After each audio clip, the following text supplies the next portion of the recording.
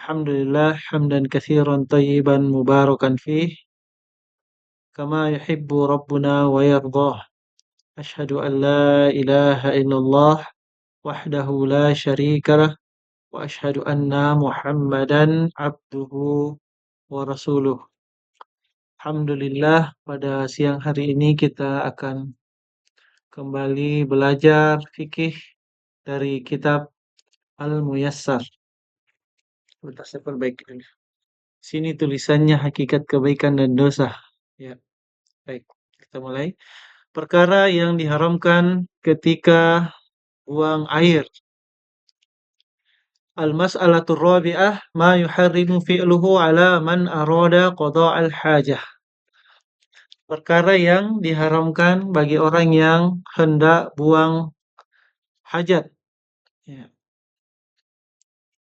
Yang pertama adalah diharamkan buang air kecil. Bisa di sini dikatakan yuharrimu al-baulu fil ma'i ar-rakidi.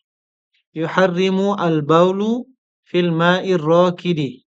Di air yang tidak mengalir. Perkara yang pertama diharamkan ketika membuang air atau menunaikan hajat adalah dilarang kencing di air yang tidak mengalir. Contohnya di mana? Sungai? Sungai mengalir ya. Danau? Tidak, bukan. Danau pasti ada tempat airnya keluar tah, air masuk dan air keluar. Di mana? Misalnya di kolam renang. Ini yang sering terjadi kan?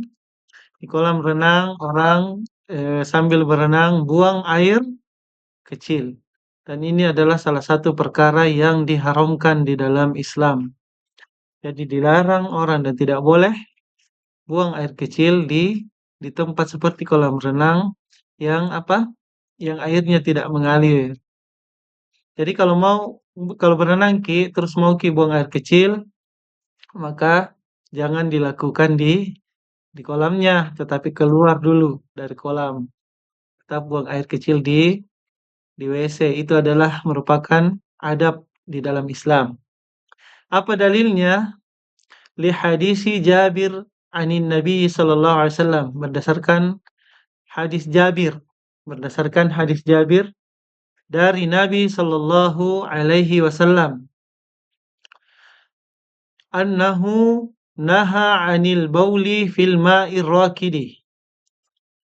Bahwasanya beliau sallallahu alaihi wasallam melarang kencing di air yang tenang, air yang tidak mengalir. Hadis ini diriwayatkan oleh Imam Muslim. Sahih pasti. Rawahu Muslim. Ya. Ada juga di Sahih Bukhari. Ya. Di sini ada penjelasan di bawah buku ini ya. Ar-Rakid. War-Rakid huwa as-sakin alladzi la yajri. Yang dimaksud dengan air ar-Rakid, air yang tenang adalah al-ma'u, air yang tidak mengalir, yang tenang dan tidak mengalir. As-sakin, yang menetap, alladzi la yajri, tidak mengalir. Kemudian larangan yang kedua, wala yumsik zakarahu biyaminihi wa huwa yabulu. Dan Nabi Shallallahu alaihi wasallam melarang atau tidak boleh ya, yang kedua adalah tidak boleh memegang zakar dengan tangan kanan ketika kencing. Zakar adalah alat kelamin laki-laki ya. Tidak boleh, jadi kalau kencing laki-laki jangan dipegang zakarnya dengan tangan kanan. Nah, biasa nanti dikeker tuh sampai pas di toilet pegang dah. Itu tidak boleh pakai tangan kanan. Ini larangan yang kedua, perkara yang diharamkan dalam ketika buang hajat adalah memegang zakar dengan tangan kanan. Kemudian sekalian juga ada yang ketiga, yaitu wala yastanji biha, dan dia dilarang beristinja dengan tangan kanan. Nah, kalau yang tadi, larangan memegang itu untuk laki-laki, tetapi larangan untuk istinja ini untuk kedua jenis kelamin ya, laki-laki, perempuan, dilarang beristinja dengan tangan kanan. Tentu saja termasuk istijmar juga dilarang dengan tangan kanan. Kalau begitu dengan tangan apa? Dengan tangan kiri pasti. Kecuali orang yang cacat yang tidak memiliki tangan kanan misalnya, buntung misalnya, ya kan? Maka boleh dengan tangan kanannya. Apa dalilnya? Yaitu sabda Rasulullah sallallahu alaihi wasallam, "Idza bala ahadukum fala ya'khudhanna dzakarahu biyaminihi wa la yastanji biyaminih." Jika salah seorang di antara kalian buang air kecil, fala ya'khudhanna, janganlah dia memegang zakarahu, zakarnya, biyaminihi, dengan tangan kanannya, wala yastanji biha, dan janganlah ia beristinja dengan tangan kanannya. Hadis ini diriwayatkan oleh Bukhari. Dan ini adalah lafaz Imam Bukhari. Hadis ini juga diriwayatkan oleh Imam Muslim. Ya. Lafaz iza bala ahadukum fala ya'khudanna zakarahu biyaminihi, ini lafaz hadisnya dari siapa? Imam Bukhari ya. Imam Bukhari. Artinya bagaimana kalau kita lihat di Sahih Bukhari, Sahih Muslim, ada juga hadis yang sejenis begini, tapi lafaznya ada sedikit beda. Ya. Tapi isinya sama. Ini. Kemudian yang keempat, jadi yang larangan kedua dan ketiga tadi dalilnya satu ya, yaitu hadis dari eh, yang diriwayatkan oleh Imam Bukhari dan Muslim tadi.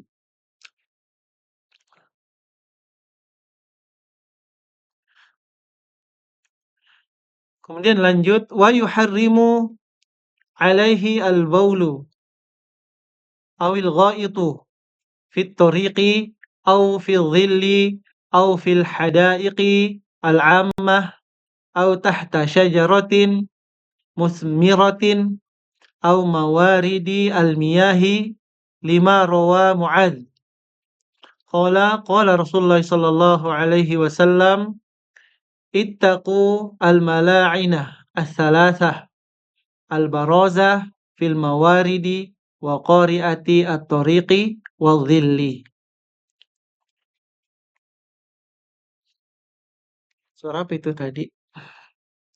Diharamkan yang ke berapa ini? Yang keempat ya. Diharamkan kencing atau buang hajat di jalan. Ya, fit thariq. Diharamkan buang hajat di jalan.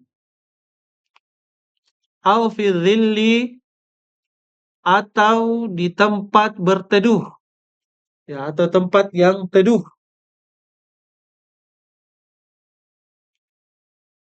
Mana lagi? Au fi hadaiqil ammah, atau di taman umum. Ya, taman ya. Di taman, di park, tempat orang biasa berkumpul. Al-hadaiq, taman. Al-ammah, yang biasanya orang berkumpul di situ. Di taman umum ya. Kemudian au tahta sajar al-musmirah, di bawah pohon yang berbuah. Dilarang juga buang hajat di bawah pohon yang berbuah.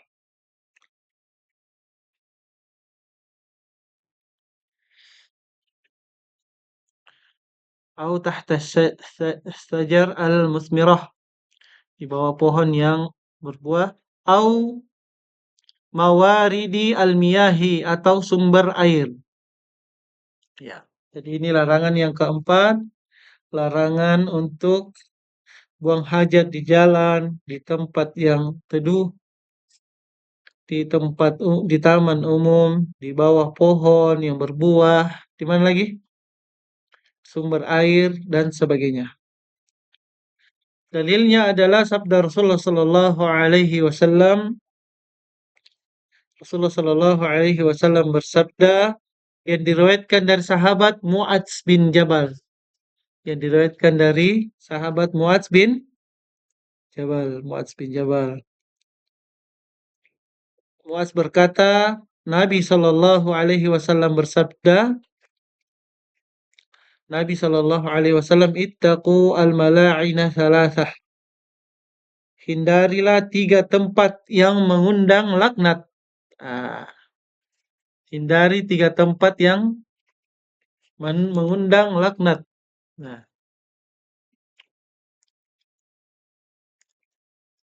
ittaqu,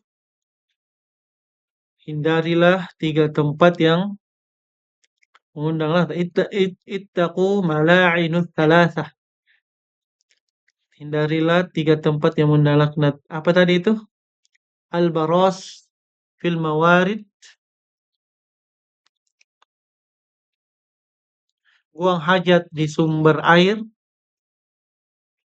buang hajat di tempat sumber air, wa qara'atit tariqi, di tengah jalan, wa dhilli, dan di tempat teduh.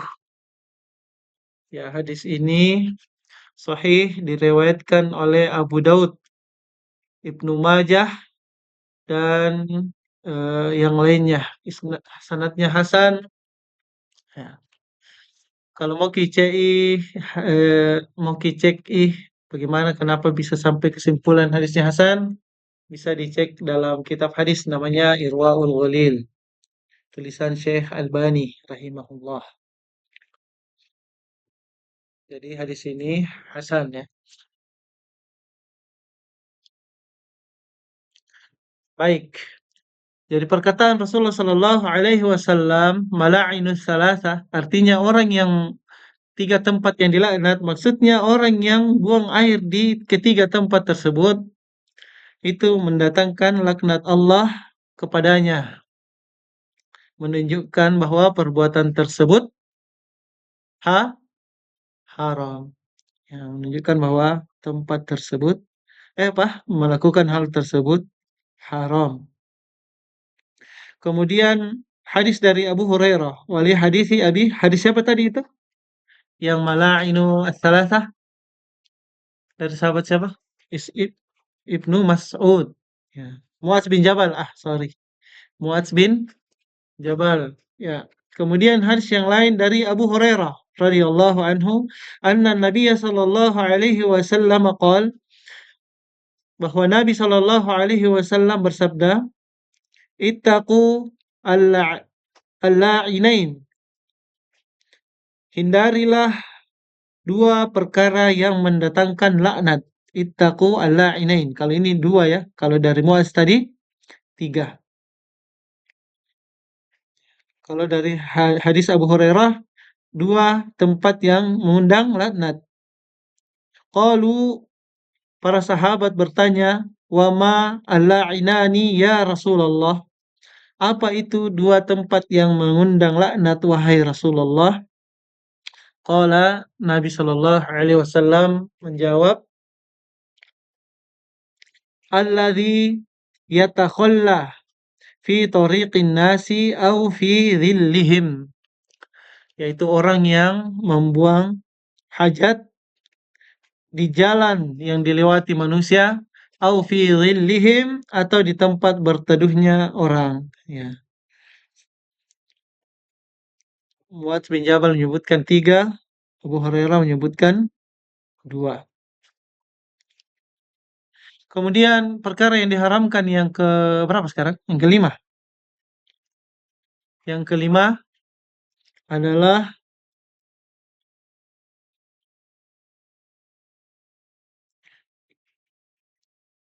qiraatul Quran, membaca Al-Quran. Ya. Kama yuharrimu alaihi qiraatul Quran. Diharamkan pula membaca Al-Quran di tempat buang hajat.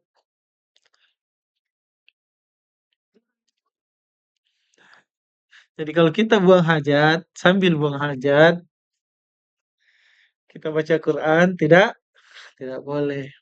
Tapi bagaimana tempat yang memang terus-menerus dijadikan tempat buang hajat, misalnya WC, maka itu meskipun kita tidak buang hajat, kalau masuk ke dalamnya tetap tidak boleh buang hajat, ya.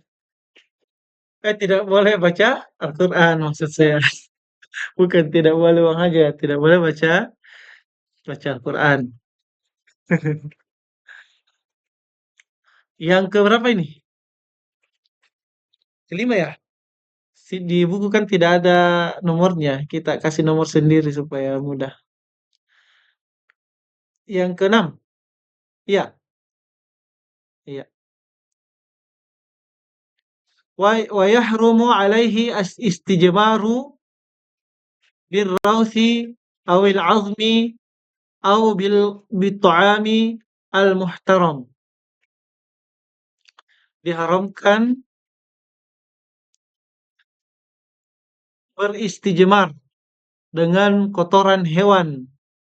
Diharamkan istijmar dengan kotoran hewan. Tulang dilarang beristijmar dengan kotoran hewan, tulang, dan makanan. Ya, kita tidak tahu ya dalam kondisi seperti apa kita mungkin terjebak pada kondisi yang seperti itu sehingga kita terpaksa beristijmar. Kita mungkin saat ini merasa belum perlu toh, tapi apa ditahu kami nanti ke depannya. Kalaupun kita tidak ketemu dengan kondisi di mana kita harus beristijmar karena selalu ada air di sekeliling tak seumur hidup, maka untuk apa? Apa manfaatnya kita pelajari ini? Ya, untuk menjaga ilmu. Untuk menjaga ilmu. Ingat, sebelum hari kiamat, dunia ini akan apa? Akan bukan. Ini Ponto itu dari Makassar ke Bulukumba. Dari Makassar kita ke arah Goa. Goa Takalar, Takalar jadi Pontoh. Ya, kalau musim kemarau susah sekali air.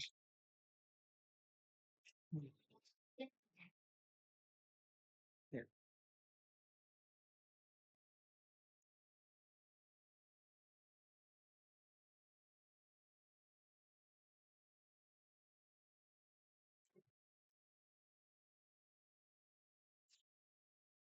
oke.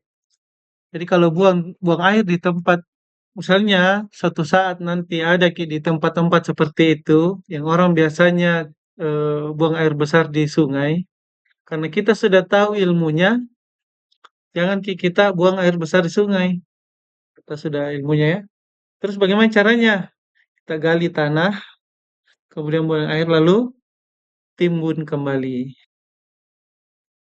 Ya, seperti kalau misalnya lagi mendaki gunung kah, itu seperti itu ya. Itu yang paling bikin jengkel itu kalau mendaki gunung orang, terus ada ternyata orang yang buang air besar di sumber air, karena sumber air itu sangat sedikit kalau di atas gunung. Nah mau ambil air, astagfirullah ada kuning-kuning di situ nih. Kan, saya pernah kejadian begitu waktu naik di Gunung Bakarai. Sumber air satu-satunya, malah orang beol di situ. No, itu artinya dia belum belajar fikih, belum belajar fikih. Kalau orang belajar fikih, dia tidak akan seperti itu. Oke ya, sudah ya. Tidak boleh apa selanjutnya dilarang beris, beris apa istijmar dengan apa? Dengan kotoran, kotoran hewan, tulang atau makanan. Kemudian terakhir wa wa yahrumu qada'al hajah baina kuburil muslimin. Dilarang buang hajat di sela-sela kuburan orang Islam. Ya, jadi dilarang buang air besar di kuburan. Dalilnya adalah sabda Rasulullah sallallahu alaihi wasallam, la ubali awsatal quburi qadaitu hajati au wasato as-suqi. Sekalian ini larangan yang ke berapa ya? Ketujuh kah? Bila aku apa? Tidak ada bedanya bagiku apakah aku buang hajat di tengah kubur atau di tengah pasar, kata Rasulullah Shallallahu Alaihi Wasallam. Tidak ada bedanya bagiku la ubali awsatal quburi qadaitu hajati au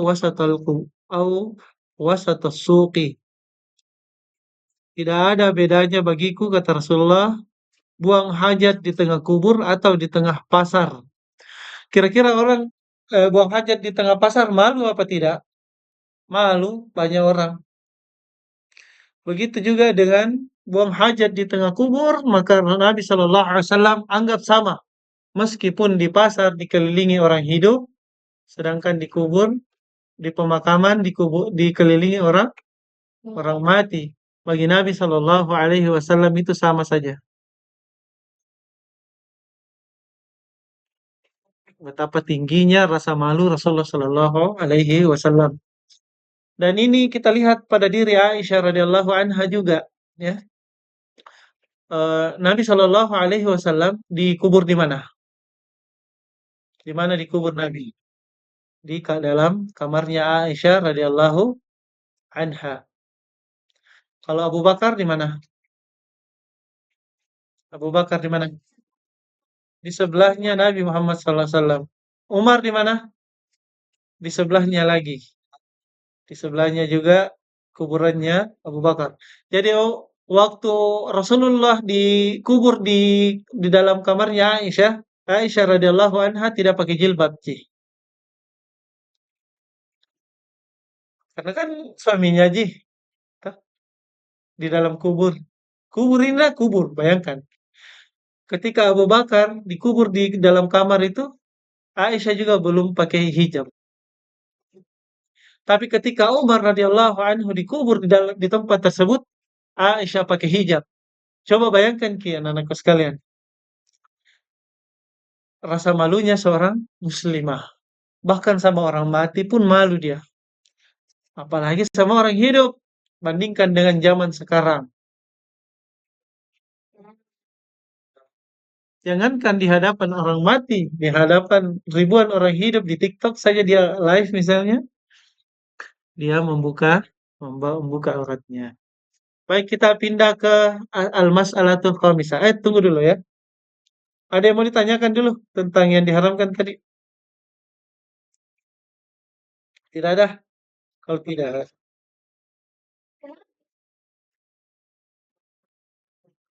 ada, saya yang bertanya. Kenapa kira-kira menurut tak, kenapa kita dilarang kencing di air yang tidak mengalir?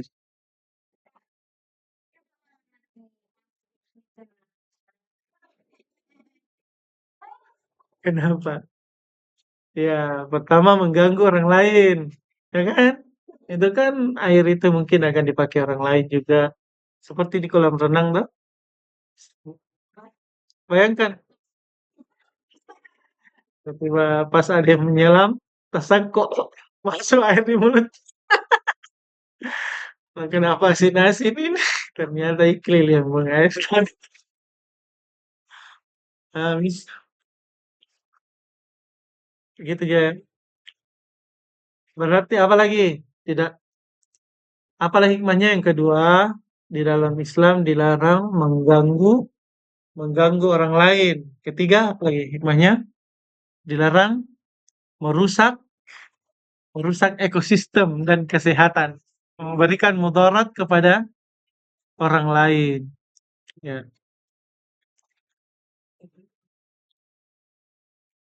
Kalau di jalan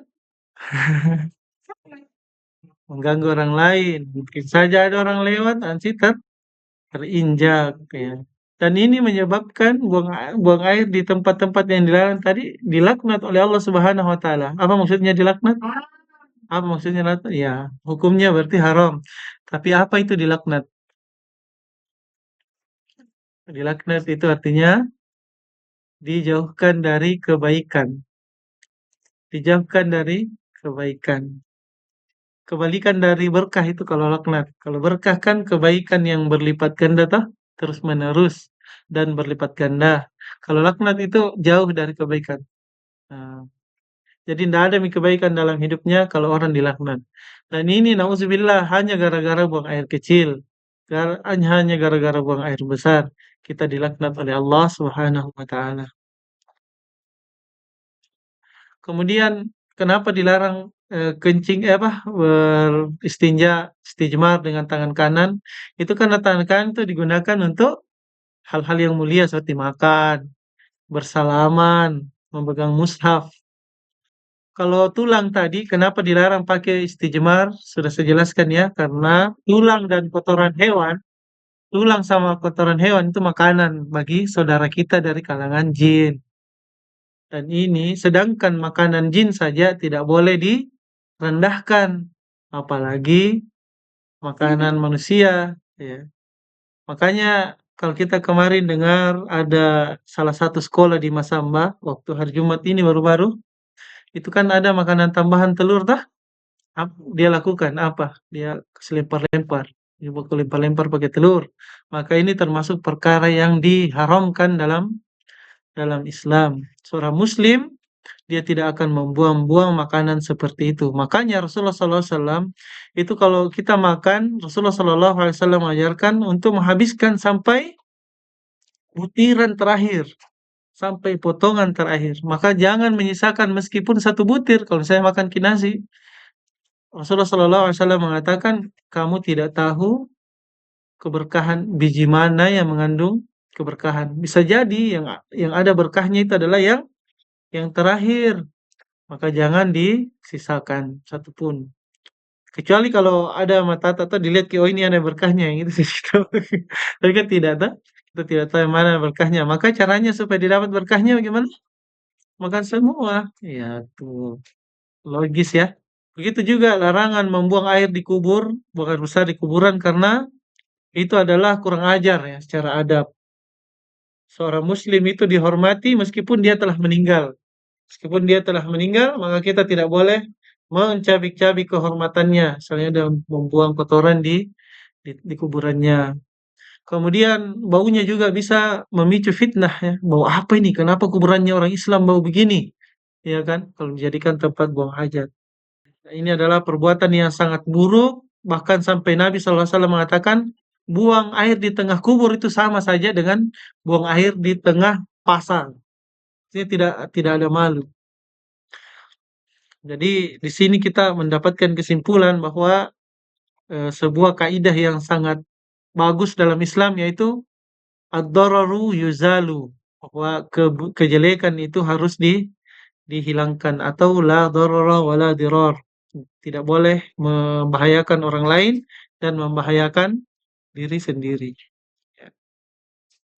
Islam itu benar-benar ya memperhatikan kebersihan, bukan hanya kebersihan pribadi tetapi juga kebersihan publik. Jadi bukan cuma dirita yang disuruh jaga kebersihan, tapi lingkungan juga disuruh jaga kebersihannya. Hmm. Maka orang Islam itu bukan cuma tidak buang hajat atau buang air kencing di sumber air, dia juga tidak buang sampah, hal-hal yang busuk di sumber-sumber air, di jalan. Dia juga tidak buang sampah di jalan. Dia juga tidak apa? Cuman ini terpaksa ya, seperti ini. Kita taruh sampah di pinggir jalan tuh diambil sama mobil. Sebenarnya itu harusnya ada tempat-tempat khusus yang kita buang sampah di situ yang jauh dari jalan atau jauh dari perumahan, jauh dari tempat-tempat berteduh. Harusnya seperti itu supaya bau dari sampah tersebut tidak mengganggu orang. Oke, sekarang kita pindah ke al-mas'alatul khamisah atau eh, pembahasan yang kelima. Pembahasan yang kelima. Pembahasan keempat apa?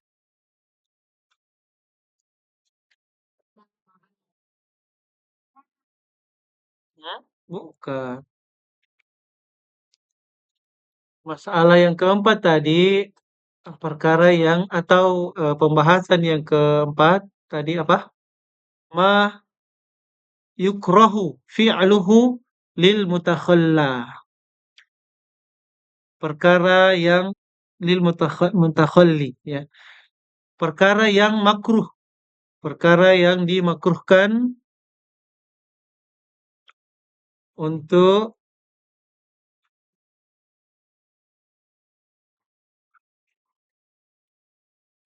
perkara yang dimakruhkan kepada orang yang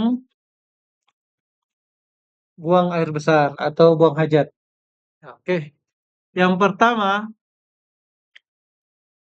yukrahu hala qada'il hajati istiqbalu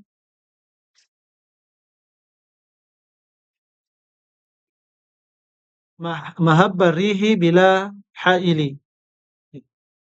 Dimakruhkan, yang satu ya, dimakruhkan saat buang hajat menghadap datangnya arah angin tanpa penghalang, tanpa penghalang. Dilarang menghadap arah angin ketika buang air kecil tanpa ada penghalang. Misalnya angin datang dari sana, datang dari sana, terus seorang laki-laki atau perempuan misalnya buang air besar, air kecil di tempat terbuka, ya, bukan di WC yang tertutup seperti ini kan. Buang air dengan menghadap angin itu ada bahayanya. Apa itu? Ya, anginnya bisa kembali ke pakaian. Ya, bisa agar air kencing tersebut tidak memercik kembali kepadanya. Gitu ya. Yang kedua,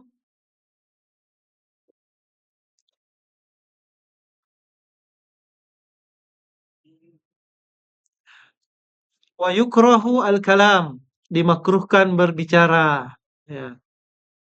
Jadi sambil buang air kecil atau sambil buang air besar, sambil berbicara itu dimakruhkan dalam Islam. Ya. Dalilnya adalah Rasulullah Shallallahu Alaihi Wasallam pernah buang air.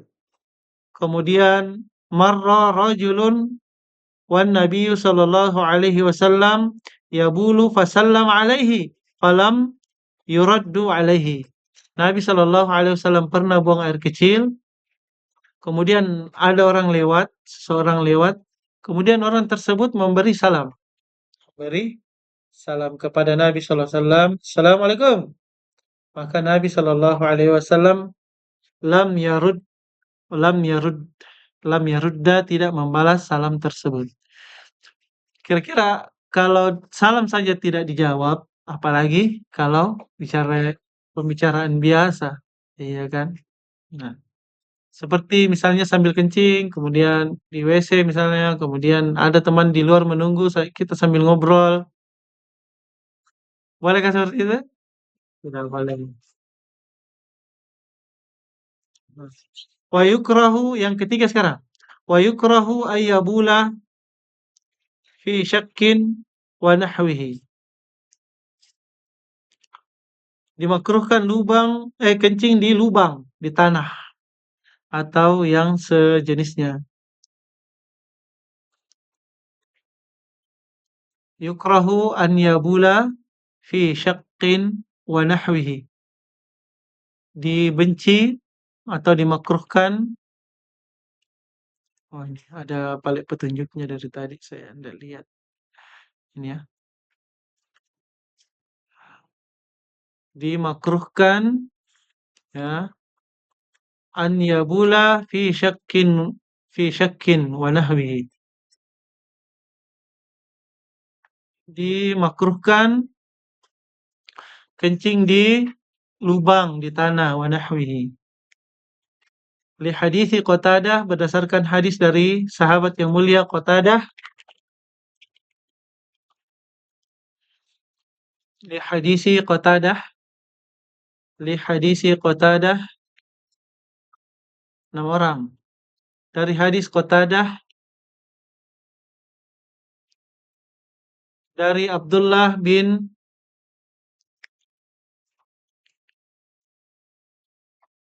apa bacanya? Abdullah bin Surjus.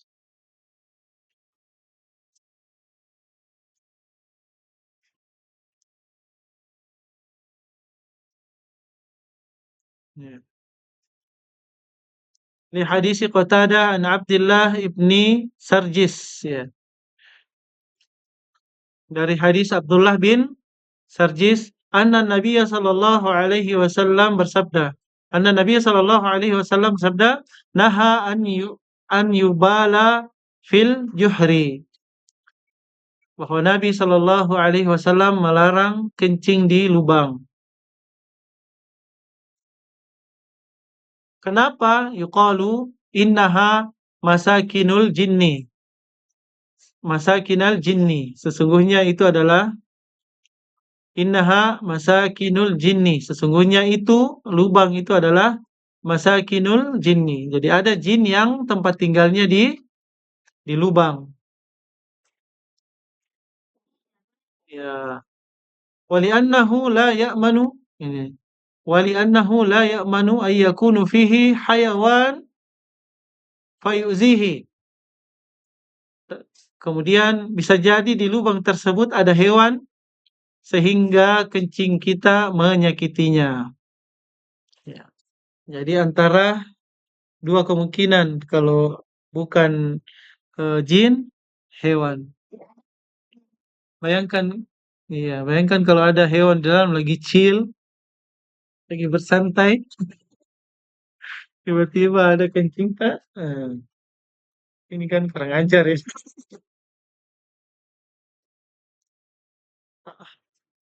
Au yakuna ma kesakinan lil jinni fayu'zihim. Ya, jadi antara dua kemungkinan. Atau kalau bukan hewan, maka mungkin saja jin yang tinggal di situ sehingga tersakiti. Ada lagi, kita selesaikan dulu ya. Selanjutnya, nomor berapa sekarang? Sekarang yang dimakruhkan. Yang keempat, wa yukrahu ay yadkhula al-khala'i bi syai'in fihi dzikrullahi illa al-hajah. Illa al-hajah, illa li hajah. Ya, illa li hajah. Dibenci atau dimakruhkan menggunakan sesuatu yang mengandung zikrullah kecuali ada keperluan. Jadi kita dimakruhkan masuk WC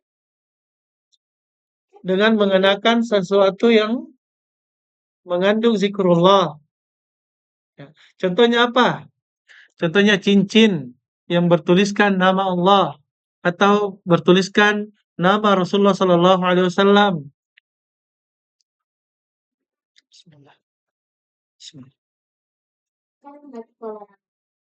Maka itu harus dilepaskan di luar, taruh di luar baru masuk WC. Atau baju. Makanya sekarang banyak baju yang tulisannya la ilaha illallah. Tah?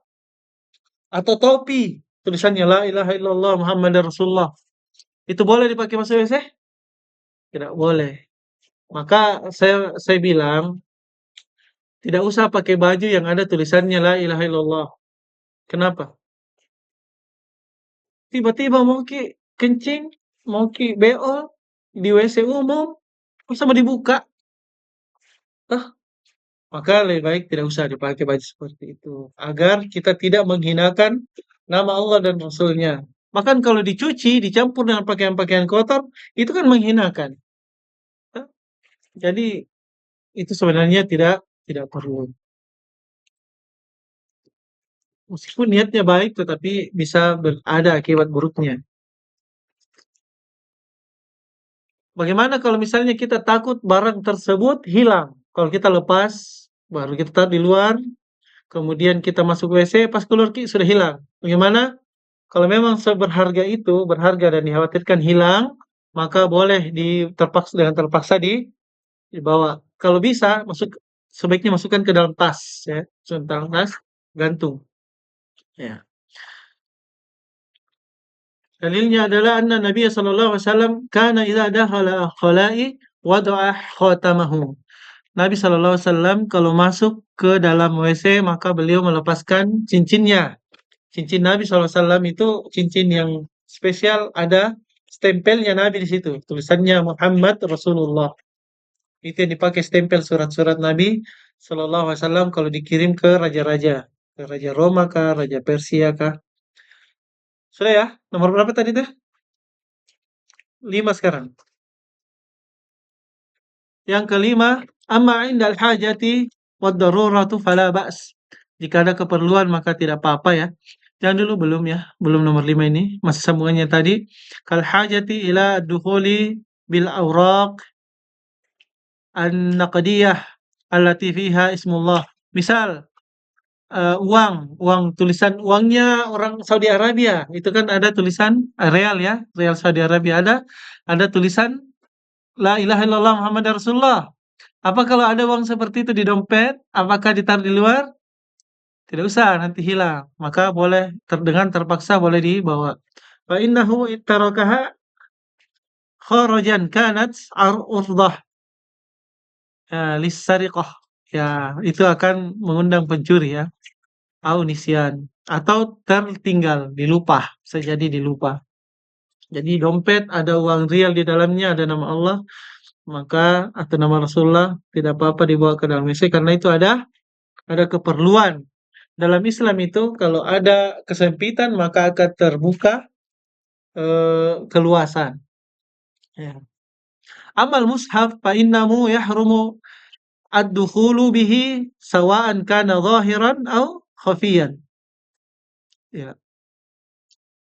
Kalau mushaf maka tidak boleh dibawa masuk ke dalam WC meskipun dimasukkan ke dalam tas. Ya. Li'annahu kalamullahi wa huwa asyraful kalam. Karena itu adalah merupakan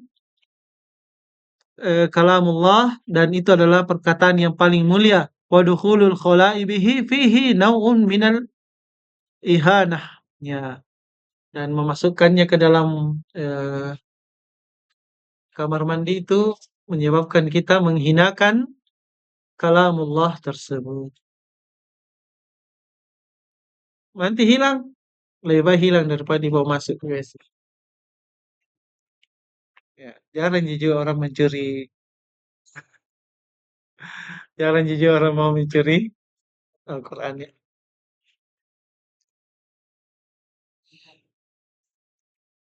Oke, sudah ya. Jadi perkara ini makruhkan satu, ketika masuk WC. Satu, menghadap menghadap ada arah angin agar tidak mengenai pakaian. Kedua, terpercik ya. Ya, kedua, ya berbicara, bahkan menjawab salam saja tidak. Dua, tiga, ya di lubang di tanah dimakruhkan untuk buang air kecil di situ. Iseng sekali juga kenapa? Kalau oh ya ada lubang. Yang ke selanjutnya yang keempat, ya dimakruhkan menggunakan sesuatu yang mengandung zikrullah kecuali ada kebutuhan, misalnya itu tadi uang kertas. Tetapi kalau Al-Quran maka yahrumu, menurut pendapat penulis kitab ini maka haram sama sekali untuk dibawa ke dalam Al-Quran. Ke dalam WC. Ya. Sudah ya, alhamdulillah kita dapat ilmu baru lagi banyak sekali. Dan ini menggembirakan harusnya karena eh, ilmu itu adalah warisan. Warisannya siapa? Warisan Nabi Shallallahu Alaihi Wasallam. Oke, pada pertemuan berikutnya kita akan membahas tentang siwak ya dan sunan al-fitrah atau sunnah-sunnah yang difitrahkan. Semoga Allah Subhanahu wa taala memanjangkan umur kita dan berikan kita ilmu yang bermanfaat dan menjauhkan kita dari ilmu yang tidak bermanfaat. Kita tutup dan doa kafaratul majelis.